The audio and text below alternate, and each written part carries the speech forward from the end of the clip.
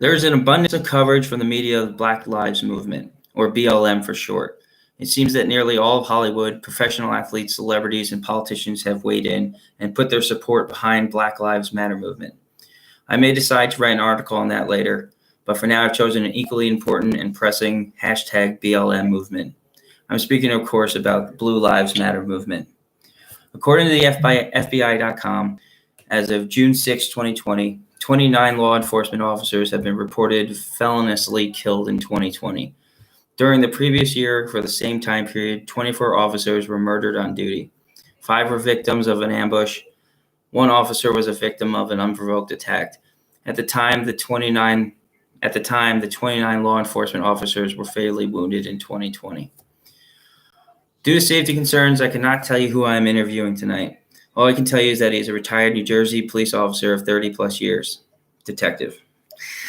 Now, after decades of honorable service to our state and community, he has become an advocate for police officers all around the country.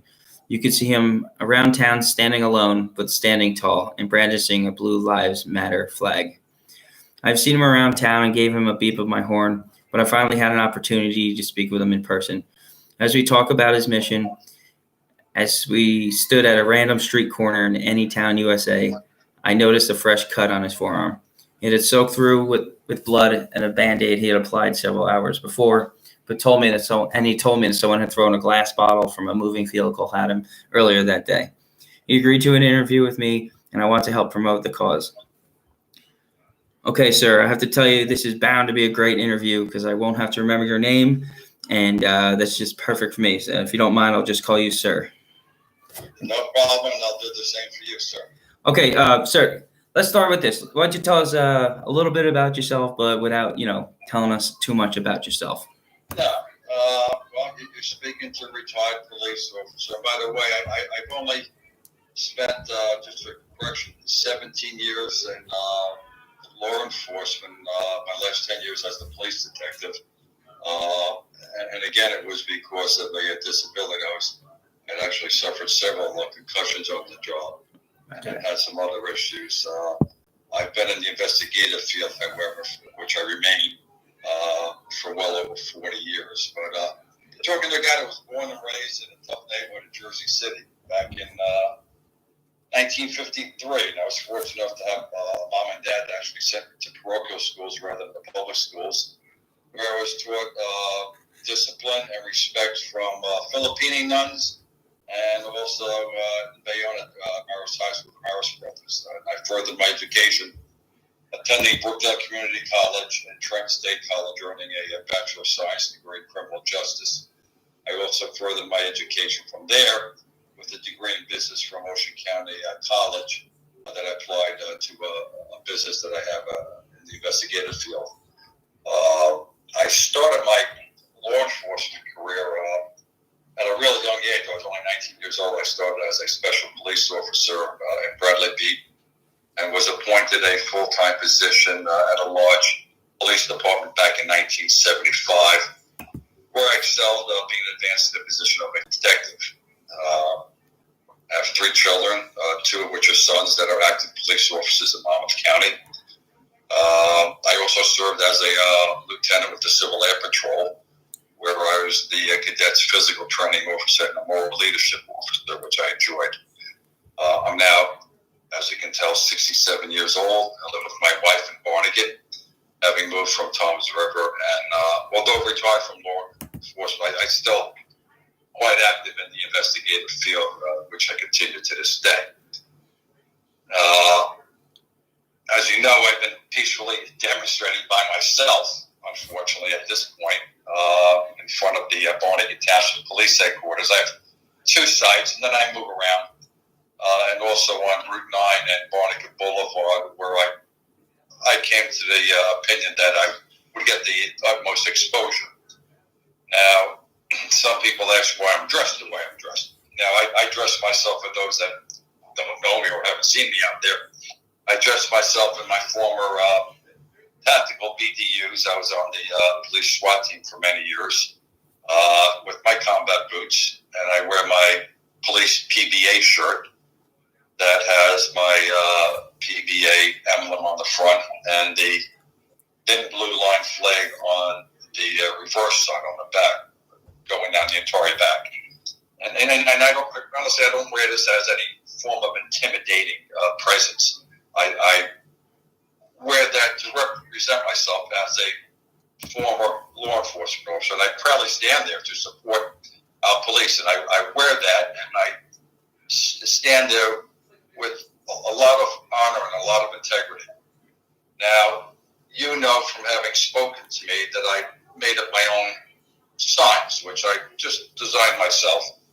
And I march up and down the road that carries the American flag and the words, support police, stop anarchy. Real simple. And on the reverse side of my sign, it reads, support law and order. Yep. Now, in addition to my makeshift 30 by 30 signs, I also designed and produced lawn signs through a company that I placed in the area where peacefully demonstrating, which simply have the police thin blue line flag in the left corner and the words support police. Now, my signs are not inflammatory. They don't promote anything other than supporting the police, supporting law and order. Now, when I'm out there, I temporarily also place the thin blue line flag on a utility pole. I take a bracket and I put my thin blue line flag on the pole. For those that are not familiarized as to what the thin blue line actually means, the thin blue line represents the thin line between law-abiding citizens and chaos, separating good from evil, and that's the purpose of that flag, and that's what it actually is trying to represent to the public. Now, police, just like you have with military personnel, have very close-knit families, and we only, as police officers and as military people, understand the difficulties and also the dangers of such careers. Our law enforcement families especially understand the commitments that we have as police officers, because we're here to protect and serve our communities. And we realize the reality that each and every given day that we're out there doing our job for the public could be our last day to our duty. You stop on a traffic stop, a domestic, an armed robbery, high-speed chase. But we realize that. And as police officers, we really accept this reality, as do our families. And I as a father of two law enforcement officers, I keep my phone on every night. And because I know they're out there and they're working. And we accept that as families, the risk that's involved. And we all deal as a family. We deal with the tremendous, really, people don't realize it, the physical, emotional, and psychological drama that we go through as families doing this job. It's a tough job, and there's no other job out there where people are spitting at you, cursing at you, assaulting you, trying to kill you. And we do it every day. We do it for year after year after year. And I know today's environment, after George Floyd, so some other people, and then they got the Ferguson effect. Yeah, there's bad police out there. We all admit that. And those are the people that really never should have gotten those jobs or worn that uniform. Just like there's bad politicians, just like there's bad doctors, there's bad teachers, there's bad ministry, and the list goes on and on and on. You have somebody do work in your house, he's a bad carpenter, But I tell people, and I'm not a saint by any stretch of the imagination, but I tell people, God created us all in this likeness. We're not perfect, we're not saints. Amen. And we all make mistakes. Amen. And the continued education, the training of police only makes them better at policing and safeguards against the public with tragedies.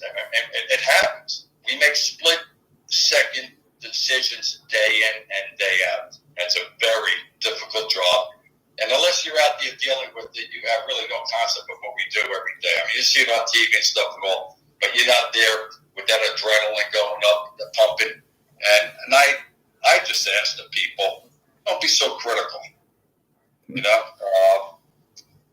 So let me ask you, while you're out there, what is the reception like out there? I know you got hit with the bottle, but generally, I know I honked uh, and yell and scream. But what's the reception like for you? Is it overall support, or do you feel you're alone? Yeah, I like to give a little input as to why I'm even out there. I just got tired of sitting home and watching the news every damn night, watching what was going on, seeing these people like Antifa, Black Lives Matter, these other radical groups spitting in the faces of these cops, assaulting them, complete anarchy. Yes. And let me tell you something. Today, politicians are given into mob violence and demands. I mean, you look at what happened in Seattle, Washington, right? Now, Mayor Jenny Durkin, who's the mayor of Seattle, Washington, for those that don't know, she gave into the demands of Antifa and Black Lives Matter. She gave into the mob. She gave up their precinct in 7 blocks of their downtown to a mob. And the liberal media was first describing this cop zone, as they called it, as nirvana. It was going to be the summer of love. No police presence, no rule of law. And we all seen what happened. Complete lawlessness, businesses broken into, business owners being extorted money, women being raped, vicious assaults, armed thugs taking over. So much for our nirvana and summer of love. And in a matter of just a few days of occupancy of that part of the town, the thugs shot 4 people, killed 2 fatally, 2 of which were teenagers. And these are the same left-wing liberal politicians that are calling for defunding our police, and some even going as far as wanting to totally eliminate police in our communities. And you look at the crime now. Crime in these cities have been historically run by Democrats. I'm not trying to get political here. And they're allowing complete lawlessness, such as destruction of historical monuments, tearing down statues, they're taking over the parks, taking over public places. There's absolutely no legal ramifications. It's complete lawlessness. And you look at Chicago, 4th of July weekend. My understanding, my recollection was there was something like 64 people shot. I think 8 or 10 of them were dead. Several of them were innocent children. And despite the murders in Chicago over the past decade, this year, there's a 35% increase in the murder rate that was extremely high. Anyway, it's worse than some of these third world countries. Yeah. You look at Washington, Atlanta, Georgia, New York City with de Blasio. They're all plagued with violence and senseless murders due to the changes in bail reform, elimination of practices such as stop and frisk, which was something that's needed to take the guns away, and the elimination of your street crime units. You need those people. Those are the people that are out there that are taking the guns off the streets. And what do these idiots do? They disband those units, and now you're looking at the spike in crime. And this is what's happening across all of America. And the end result will be complete chaos and anarchy. And just today, as I was watching the news, I told you earlier, I was watching my grandchildren. My 6-year-old granddaughter, while coloring her coloring book, showed videos on the news about them get rid of all the police. She looks at me, she goes, "That's crazy, Poppy. Who's going to catch the bad guys?" Now this is a 6-year-old who knows better than our politicians. Now she knows that you can't get rid of the police department because the bad guys are going to run rampant, and the public is going to suffer, and they're going to suffer dearly. Trust me, and they already are suffering dearly. And so it's so unfortunate because you have all of these young, innocent lives being taken by thugs that are out there with guns, illegal guns, and you don't have the manpower out there, and you don't have the support of the public. Yeah, and it's the lower income people are going to suffer more. The people. Absolutely. I know Monmouth County, one of the police departments over there, they got rid of street gangs unit. Shootings are up dramatically. You can't get rid of your street gangs unit. Those gangs infiltrated all of our inner cities, and it's not just big cities. You know, you look at Lakewood, you look at Asbury Park, you look at Penns Grove down in South Jersey, stuff, those small towns, they're plagued with gangs. Yeah. And they're taking over. And when you're looking, for me, I'm not going to sit back and watch our democracy crumble into a third world lawless society. and I'm taking the bull by the horns. I don't want to be a hero. I don't need my name out there, but I have a family in law enforcement, and I personally am working on getting other retired police officers to begin demonstrating as well in their towns. And we need this for the sake of our country. We can't just sit back. Yeah, right. And we need to be vocal about it. I grew up in a little small shore town, and I tell you, we must have had, I don't even have a number. We were inundated with police officers, and but the crime was low, and we wanted that. We had police officers in the school. We had police officers on and with the influx of population during the summertime, you can go anywhere without being a police officer. But like I said, crime was low. But I just want the people to be aware that there's an agenda out there by Marxist rebels, I call them. They're Marxist socialists that want to fundamentally change our country, and they have their plan to change us into a socialist Marxist society. And one way to do this is start getting rid of the rule of law, right? And let the elites be in power. And again, they're trying to now. Some of these towns want to do away with the security officers and police officers in schools. Well, good luck with that. Let me see New York City and Brownsville get rid of security officers and get rid of your police, and you're going to have kids getting shot and killed and stabbed every day in those schools. Right. In a lot of places, we just put in police, because of the shootings. The department I retired from had police in the schools.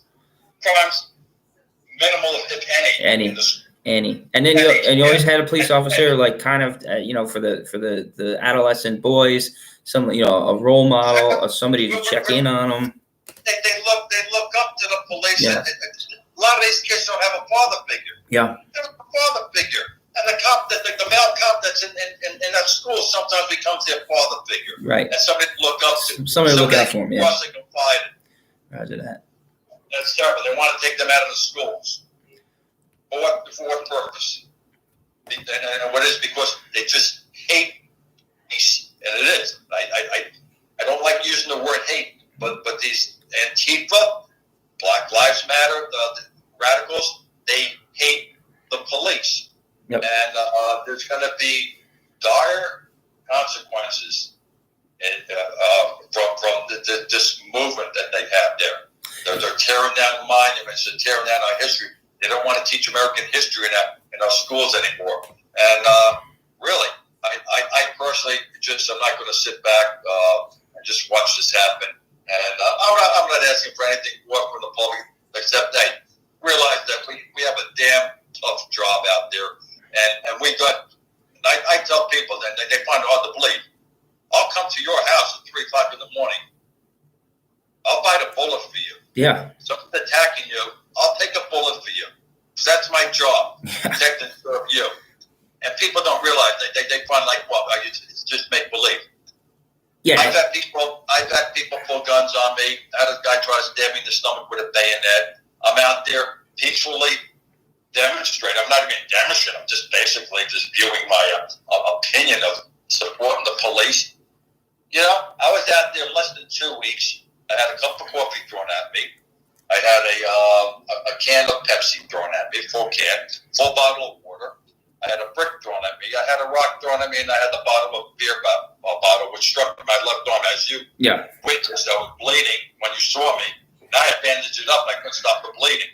It took me 2 days to stop the bleeding. Oh my! But these are the type of people that are out there, and they curse and scream and yell in your face and stuff and all. And I think the public also has to be aware. When I'm out there, I love to engage in conversation. I had, and I'm not going to pull any race thing, but I had a guy. He had dreadlocks. All right. Yeah. Okay. Now some people maybe that don't grow up in the city would say, "Oh, he looks like a dangerous guy," and stuff and all. So he comes up and he goes, "Well, Black Lives Matter." I said, "You mind having a conversation with me?" Yeah. And he goes, "What do you mean?" I said, "I'd like. Can we talk about this?" I said, "Can you at least listen to me?" And we had a rather decent. I mean, he stood by his ground. He believed that all cops were murderers and we're out to just stop black people and shoot them for no reason. Right. But we left with no really fighting. We weren't cursing at each other. You know, he didn't give me his name. I didn't give him my name. But we left cordially, peacefully as two human beings. Yeah.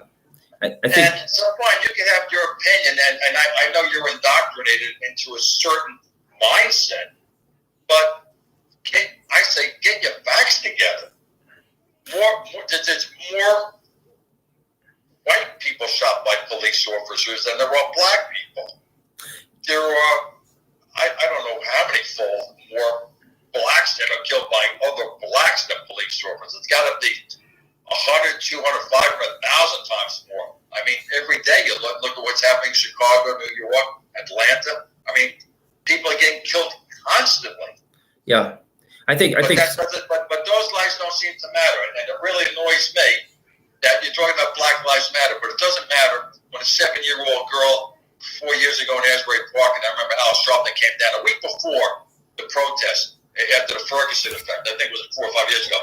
Yeah, 7-year-old girl got shot in the head in drive-by. How does the Al Sharpton come back that next day or next week to do anything meaningful for the community? Yeah. Nothing at all. And you see it every day. Where do Black Lives Matter in Chicago when the little 7-year-old girl shot, or the 14-year-old boy in Atlanta that would have been going to high school got shot? You know, kids are getting shot in their own backyards because the bullets are flying all over the damn place. Those Black lives don't matter? Black lives doesn't matter when it's a black cop? Right. So, you just mentioned Sharpton there, and I know he's been race baiting since before I was born. So to the next question is, this kind of atmosphere has existed. It's not brand new. Black Lives Matter started in 2014, I believe. But this kind of stuff has been happening since, like I said, before I was born. But how does this compare to all the other times? Have you ever seen division like this in America? Yes, I grew up as a teenager in the 60s in Jersey City. I actually witnessed, I was a block away, I witnessed the bombing of the old precinct on Bergen Avenue in Jersey City when I was 16 years old, because it was New Year's Eve, and they bombed the whole facade of the police station. I witnessed the 3 Black Panthers that had the bomb in the bag at the phone booth. And I was in headquarters the next day trying to give a description. I felt the concussion of that blast, a massive blast. I lived down the street from that thing. It was machine gun. I saw the Black Panthers attacking people, shooting people. I remember very vividly, armored personnel carries in the streets during the riots in Newark and in Jersey City during the 60s. I lived through those times. I lived through Vietnam and stuff. And I see friends of mine go to Vietnam, never come back and stuff. And I sort of divide with the hippie movement and the anti-military type of movement and stuff and all, and calling the troops baby killers and stuff and all. So I've seen that divide, and we can come out of it. But the thing is, our country has to be aware it's happening. Yeah. And we have to do something.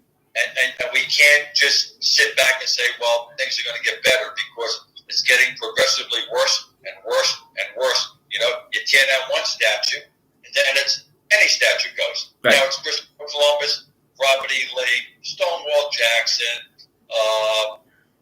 Lincoln, you name it. Now they want to get rid of Jesus. Where's this end? It just never ends. Right. That's why it's a progressive. That's why it's a progressive movement. It just keeps going. There's no end to it. It has to be a total cleansing. The only end game to this is what I'm doing. The end game is you need to support law and order. Law and order. You need to support your police to put an end to this craziness. It's lunacy. What's happening. It needs to be stopped.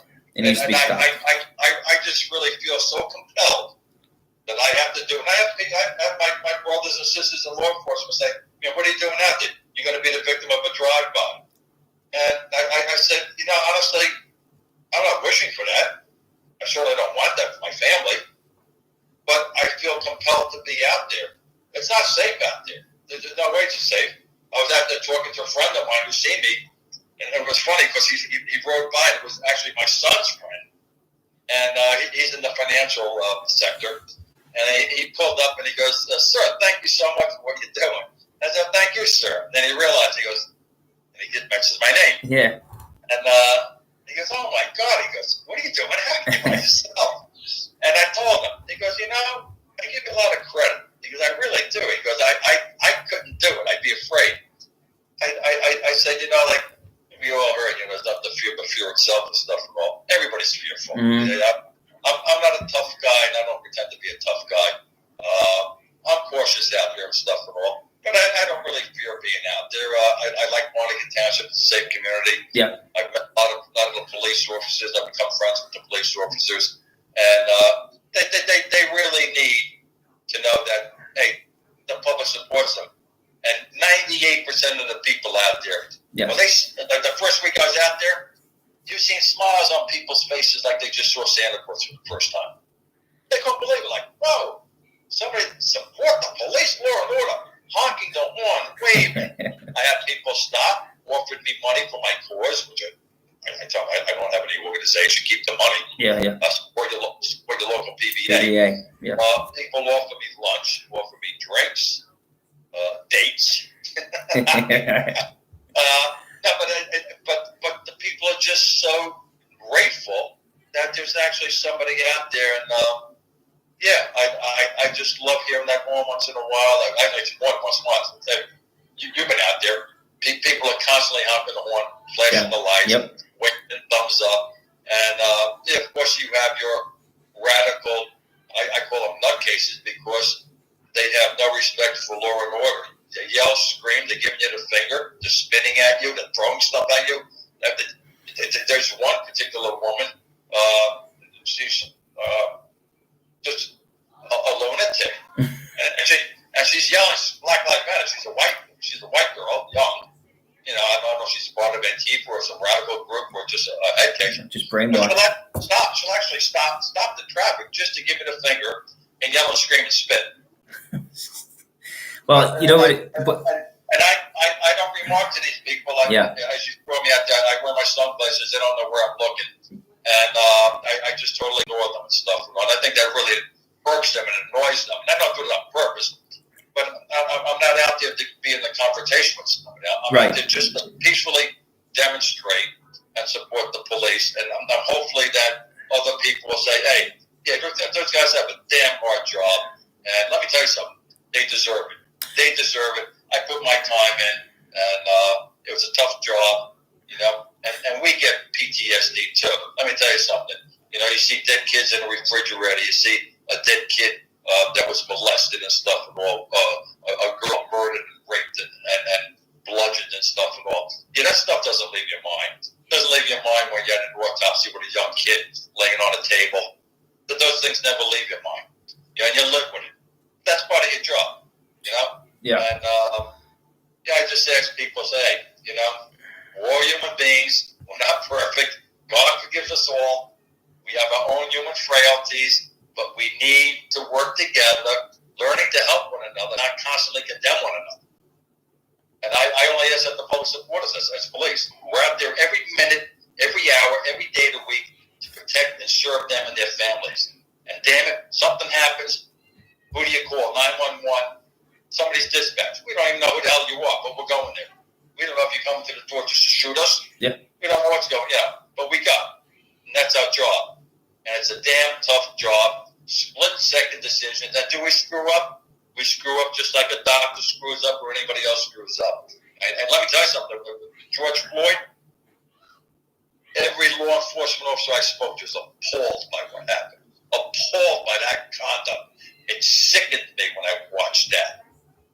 And people think that like we support him. We don't support that cop. I even forgot his name. I don't even want to know his name. What he did was appalling. And every shooting has its own merits, and we can critique it because we all Monday morning quarterback. Right. You should have this, should have that. I know it hasn't gone before a jury. Looking what is shown there, I'm looking at as a lay person. as I'm just watching who's live in front of me, what I see happening is just very appalling to me. Like, what are you doing? And the man's life was taken. Yeah, it was murder. It was murder. Yeah, it was horrific. But you don't burn down cities. You don't kill other people. That gets you nowhere. Yeah, it seems like they missed their mark on, I mean, like everybody seems to agree that this was murder. There were other opportunities for them to show outrage. It's like this is the least divisive murder we've seen, supposed murder from a police officer. We all agreed that there was a. Oh, yeah. And sometimes we only get some of the facts or half of the facts, and we say, well, you change your mind. Just like at the Kavanaugh hearing. Some people were listening to the testimony of the lady and say, oh, my gosh, it's so believable. Then you start getting other information, other witnesses. So, well, maybe she isn't so believable. So I said, yeah, let us run its course. We're probably the best democracy in the world. Do we have a perfect system of justice? We have the scales of justice. We all know wealthier people have a better chance of getting off than a poor person. I mean, that's just the way it is. Just like a politician has a better chance of getting away with a white-collar crime than you or I will. Yep, absolutely. But it's just the way it is. But again, you go back to human nature, and the thing like tearing down statues. If you don't think that the statue of Robert E. Lee is deserving to be in your town square, you don't go out there and torch it and tear it down. To me, it's synonymous to, I don't like my neighbor, so I'm going to burn his house down with right. this family's life. Really? Yeah. You don't take the law in your own hands. There's a process. Go through the process. So all I ask for whoever thinks I'm worthwhile listening to, I consider myself a decent man. I lived a decent life, and I've always done good. I've never seen any overly racist activity by any police officer I've seen. I mean, yeah, when I see some officers maybe in the early days when they have the Grateful Dead concerts, stopping the vans with the long-haired people and stuff and all that thing. Well, good chance there's going to be drugs in the car. Right. Yeah, but everybody profiles. So it's not being racist. They're not stopping. They say, well, more blacks were in jail than there are whites. Statistically.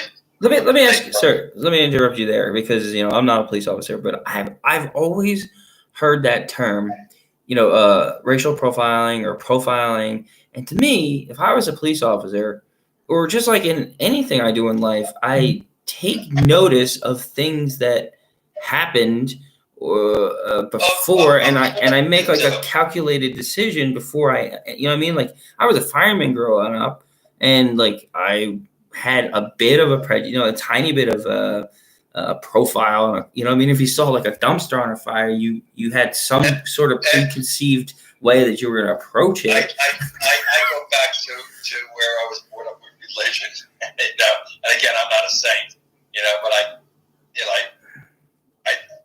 but we're all sinners, right? We all have our own, I guess, prejudices to some extent. I guess we all do, and it's just,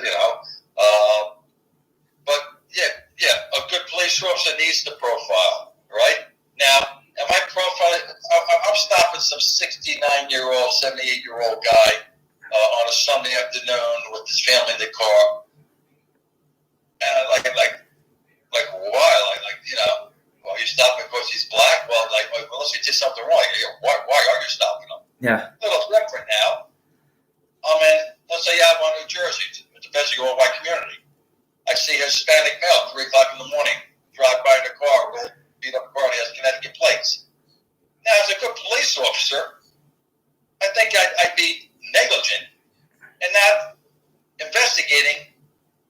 Who are you? What are you doing out here? Who are you? I see some 20-year-old. I take a carload of them. Am I prejudiced because they're Hispanic? Am I prejudiced because they're from Connecticut? No. Am I profiling? No, I'm just using. To some extent, yes, I'm profiling, just like they do in airports and stuff. You're walking down a street in a bad neighborhood. Now you see 2 young guys, and I don't care what color they are, walking in the opposite direction. Human nature will probably tell you, I might be inclined to cross the street and get on the other side of the street rather than get too close to these people. Right. Again, for my safety. Now, you're profiling to some extent, but you're also using common sense from your own life's experience. Yeah, right. There's nothing wrong with that. And as a police officer, you would ask me, well, when you were in patrol division, did you profile? Yeah, I profile. If I'm saying on a highway late at night, and I saw a car like full of young people, 4 o'clock in the morning, in an area where there's maybe some burglaries going on or something, and it'd be fun. And when I was a cop too, you could pull over just to check out people. Now you have that probable cause. Okay. The law will change. But of course, I would say, hey, my duty is, what are these guys up to? Like, what are you doing now at 4 o'clock in the morning? Nobody around here. It's a winter night. Where are you going? What are you doing? Yeah. But, I'm not out to harass them. I'm out there to do my job. That's your responsibility to the community to say, hey. But I think all people, in essence, profile. I think it's human nature. I think you're stupid if you don't, to some extent, profile. You're with your child or your grandchild at a park. Now, there's all kids playing. Now, you see a guy 45 years old by himself with no kids, and he's sitting by the swings there watching the girls on the swings. Now, I think any mother is going to profile and say, this guy might be a sexual predator. Right. And I think it's worse. Does that necessarily mean that you're profiling because he's a white male? No, but it's certainly worth her. Or because perhaps maybe he's a senior citizen. I know. It's common sense. So when they talk about police and profiling stuff and all, baloney, and the stop and frisk, let me tell you something. Those guys that work those street crimes, they know their community. They know who the guys are with the guns. They know who the thugs are. They know the criminals and stuff and all. And they know just by looking at them whether they're carrying or not. Yeah. And when you eliminate those units, you have such a spike in crime.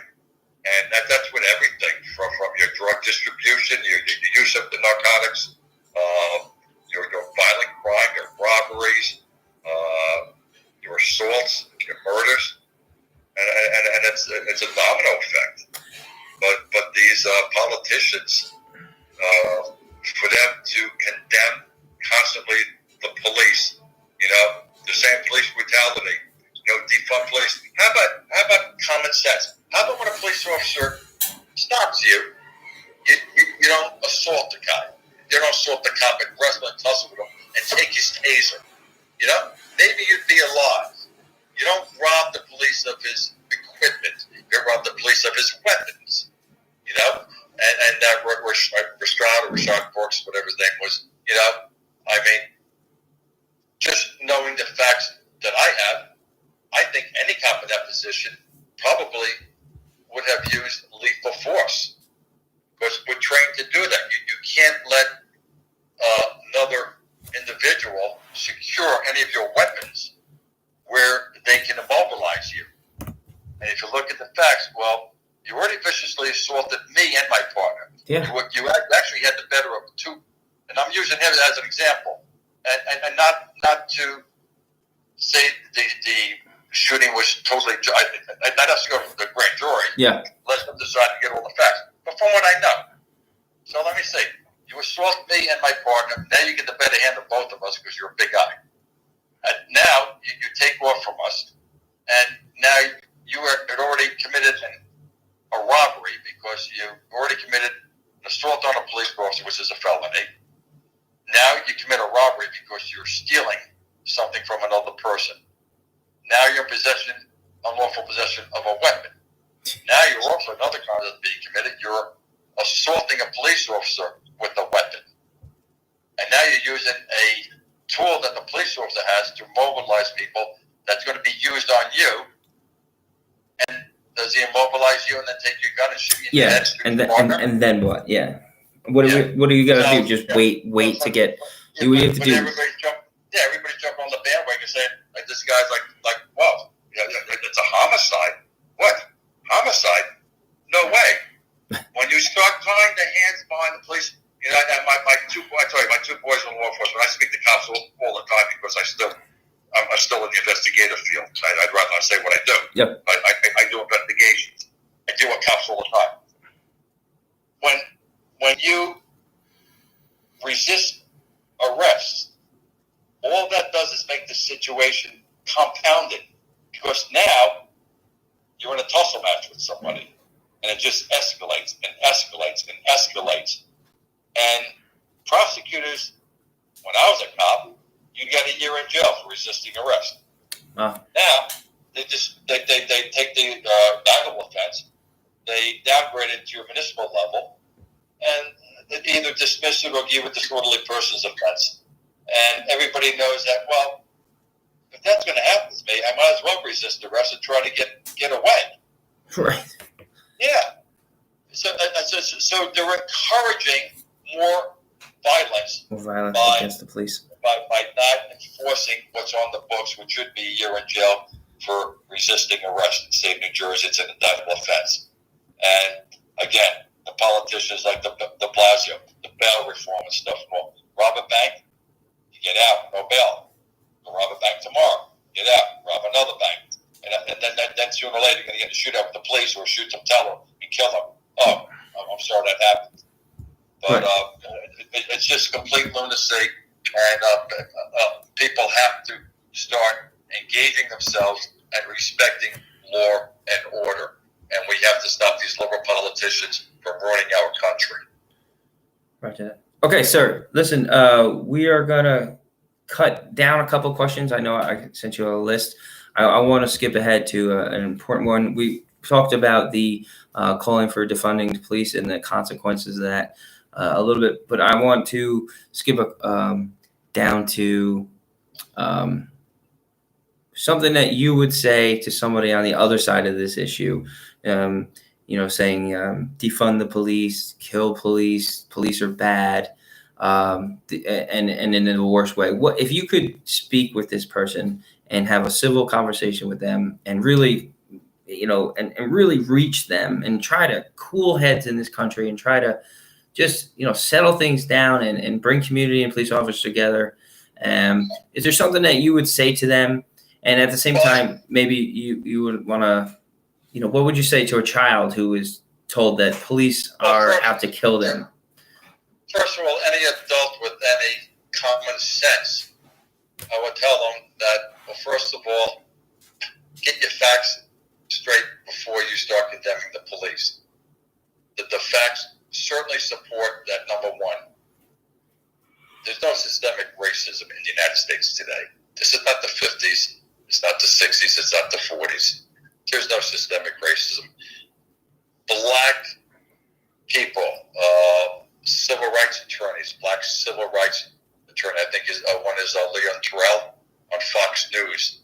He condemns this narrative, this false narrative that there's systemic racism. There's no systemic racism. If there was, you'd never have a black Supreme Court justice, a black president, a black congressman, a black CEO. That's baloney.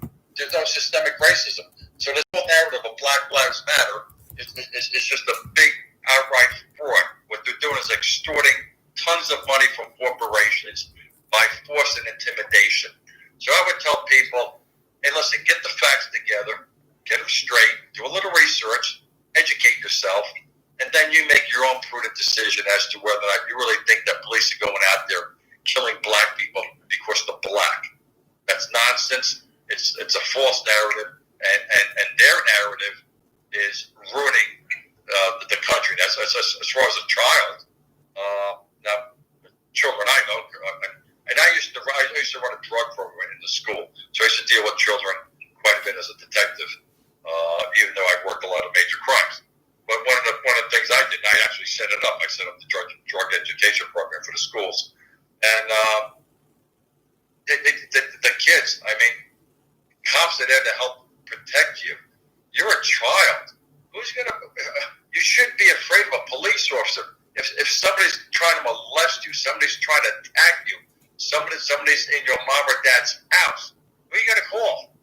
You're going to call a social worker? You're going to call Black Lives Matter? You're going to call Antifa? No, you're going to call the police. You're going to call 911, and the police are going to respond. They're going to send the police officer to your house. And no, you have to believe that the police are there. And New Jersey especially, we're very well trained. I think the police academy now is 29 weeks. All right? We don't go to school for 2 weeks. We don't go to basic training for 2 weeks and we're on the road. Very extensive training and a lot of education afterwards. Constant, seminars, additional schools, that they go to. You have to keep on top of all of the laws and stuff and all. So the prosecutor's office gives you training. You go to training with the state police. Different academies the state police have for organized crime, terrorism, domestic violence, gangs, narcotics, a slew of different schools that you attend to further educate yourself. So these idiots that think defunding the police is going to make it better, it's only going to make it worse because now you have less training and less police on the department. And children have to be told that the police officer is their friend, and that's who you run to when you're in trouble. That's right. You don't run to some radical group and hope that they're going to help you out. And then most children, and that's why Antifa, Black Lives Matter, they want to take the cops out of the schools for that main reason. They don't want children to like cops because they hate cops. They want everybody else to hate the cops. But the police in the schools have a tremendous relationship with the students and the faculty. And I think it's just really going sour with what's happening in this country. And overall, children like police officers. And these liberals are going as far as, I'm not familiar with the Chase. He's the little, I guess he's a German Shepherd in one of those cartoons. But they want to get rid of that character because it's a police. Yeah. My son watches Paw Patrol. Get rid of the live TV shows with police. They want to change the name of police to something else. But I mean, to me, it's complete lunacy. And most people that have any brain matter in their head will say, like, wow, this country's going to pot. Something has to be done. But children need to learn to respect police, not fear them, not be afraid of them, and not to dislike them or hate them. Right. A final thought is, it's like you said, the only way that this is going to end, it's never going to end if we let them push their agenda, take away the police, take away our safety. It's only going to stop when people like you stand out there, speak up, and spread the message of law and order. Sir, I want to thank you so much for coming on. Thank you. Sorry we had to skip a few questions there. I will see you out there in the street, and I will come and stand with you, and I encourage other people to come out and stand with us.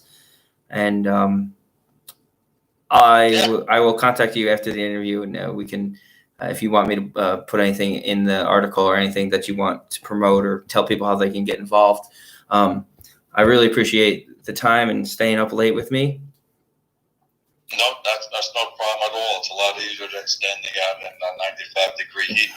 My feet are and just off the record, so that I had 3 major concussions on the job from being assaulted. Jesus. I recently, after being retired, I had a bad car accident. So I'm standing there with C2, 3, 4, 5, 6 disc removed with a fusion in my neck, and with a L4, 5, S1 back fusion, a knee replacement, a shoulder replacement, and I'm out there in that heat, walking with neuropathy in both feet. And but I do it because I firmly believe that someone has to do it. And I do that for my, number one, my 2 boys, and they work in tough cities. And I do it for my brothers and sisters in law enforcement. And again, it's not about me. It's about really our country and our respect for law and order. And so I do it with a lot of honor and a lot of pride. I honestly do. I don't do it for being some nutcase out there trying to intimidate people or something. I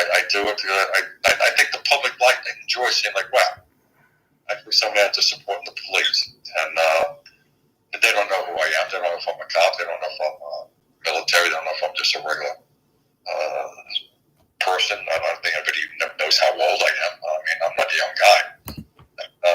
But I'm out there and I do it because I want to do it and I think it's needed.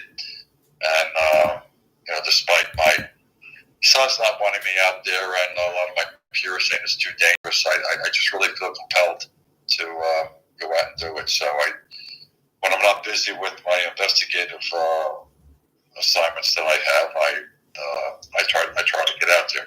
Today was my doctor's day and grandkids' day, so I took the day off. Sir, what you do is not easy, and that's the point. You do the hard thing. It's easy to go on social media and trash cops. It's easier to burn down. It's easy to burn down businesses when the media is going to have your back and the politicians are going to bail you out. But we thank you for what you do. And well, thank you. I'll be in touch with you, Andrew, and I'll probably be out there sometime this week, and I'll let you know when if you have time you want to send it. Which absolutely. Yeah, give me a text and I'll run you out some water too. Yeah, no problem. I keep my water in my car and stuff, and all, so I'm good with that. So anyway, hopefully this brings to light something that's positive. That's all, So. Yes, sir. And again, I just hope it does. Yes, sir. All right. Thank you so much. Listen, okay. Take care. Have a great day. Goodbye. All right, bye-bye. Thanks for watching. Please subscribe for more content.